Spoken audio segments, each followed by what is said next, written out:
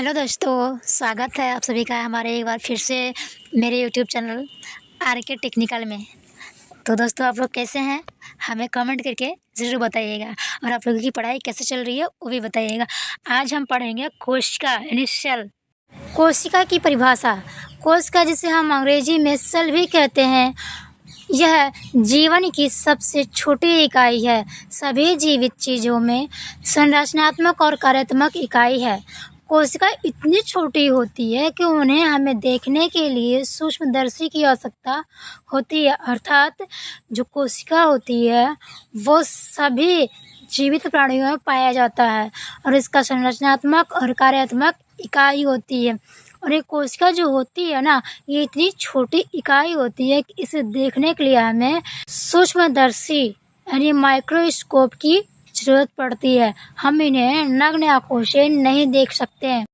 कोशिका के प्रकार। कोशिका कितने प्रकार के होते हैं? कोशिका दो प्रकार के होते हैं। पहला प्रोकैरियोटिक कोशिका, दूसरा यूकैरियोटिक कोशिका। अब हम बात करते हैं प्रोकैरियोटिक कोशिका किसे कहते हैं। प्रोकैरियोटिक कोशिका। प्रोकैरियोटिक कोशिका एक प्रकार की सरल एक कोशिकीय कोशिका होती है जिसमें झिल्लीबद्ध केंद्रक या अन्य कोशिकांग जैसे माइटोकॉन्ड्रिया, गाल्जी उपकरण नहीं होते हैं। इनमें आनुवंशिक पदार्थ डीएनए कोशिका द्रव्य के एक क्षेत्र में होते हैं जिसे न्यूक्लियड कहते हैं। यह पृथ्वी पर जीवन के प्रारंभिक रूपों में से एक है और इसमें बैक्टीरिया और आर्किया जैसे जीव शामिल होते हैं। अर्थात प्रोकैरियोटिक कोशिका होता है यह एक कोशिकीय कोशिका होती है, यानी उसमें सिर्फ एक कोशिका होती है। यह झिल्लीबद्ध केंद्रक होता है। इसमें अन्य प्रकार के और कोशिकाएं नहीं होती है, जैसे माइटोकॉन्ड्रिया, गाल्जी उपकरण जैसे कोशिकाएं नहीं पाई जाती हैं। यह आनुवंशिक पदार्थ है। इसमें जिसे न्यूक्लाइड कहते हैं। यह पृथ्वी पर जीवन के प्रारंभिक रूपों में से एक है और इसमें बैक्टीरिया, आर्काइड जैसे जीव शामिल होते हैं। आप लोग इसे चित्र के माध्यम से भी समझ सकते हैं।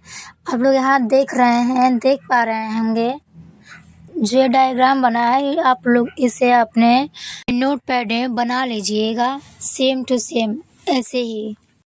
अब हमारा नेक्स्ट टॉपिक है यूकैरियोटिक कोशिका। अर्थात यूकैरियोटिक कोशिका किसे कहते हैं। यूकैरियोटिक सेल एक प्रकार की कोशिका होती है जिसमें झिल्ली से घिरा हुआ एक सुविकसित केंद्रक अर्थात न्यूक्लियस होता है जो आनुवंशिक सामग्रियों को सुरक्षित रखता है। साथ ही माइटोकॉन्ड्रिया, एंडोप्लाज्मिक रेटिकुलम और गाल्जी बॉडी जैसे कई झिल्लीबद्ध अंग भी पाए जाते हैं। नीचे यूकैरियोटिक कोशिका का डायग्राम दिया गया है जो कि आप इसी तरह अपने नोट कॉपी में बना लीजिए और बना के इसी तरह सेम टू सेम जैसे बना है उसी तरह आप लोग उसे याद भी करके रख लीजिएगा कि एंडोप्लाज्मिक, माइटोकॉन्ड्रिया, बाकी ये सब कहाँ कहाँ पाया जाता है। अब हमारा नेक्स्ट टॉपिक है प्रोकैरियोटिक कोशिका और यूकैरियोटिक कोशिका में अंतर स्पष्ट कीजिए। प्रोकैरियोटिक कोशिका में कोशिका भित्ति उपस्थित होती है और यूकैरियोटिक कोशिका में कोशिका भित्ति नहीं उपस्थित होती है बल्कि ये पौधों में उपस्थित होती है। दूसरा है सेंट्रियोल अनुपस्थित होता है।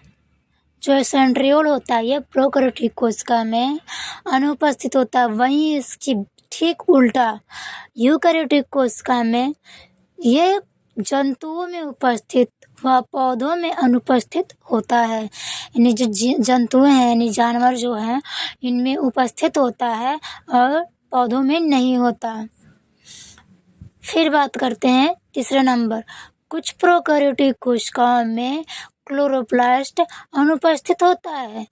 यही बात की जाए यूकेरियोटिक कोशिका में, तो इसमें इसकी भी कुछ कोशिकाओं में क्लोरोप्लास्ट उपस्थित होता है। चौथा है क्रोमोसोम्स। डीएनए के बने छल्ले के रूप में होता है। जो क्रोमोसोम्स होता है वो डीएनए के प्रकार के बने छल्ले के रूप में उपस्थित होता है। यही बात की जाए यूकेरियोटिक कोशिका में, तो इसमें प्रोटीन युक्त डीएनए के बने कई क्रोमोसोम्स उपस्थित होते हैं। पांचवा साइक्लोस्केलेटन अनुपस्थित होता है और यूकेरियोटिक में इसमें उपस्थित होता है।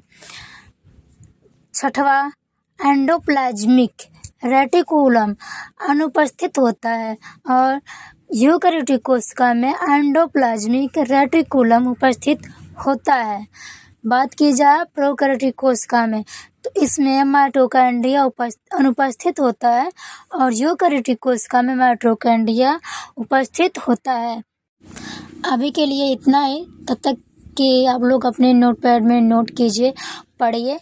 फिर मिलते हैं नेक्स्ट वीडियो में। तब तक के लिए टेक केयर, बाय बाय, धन्यवाद।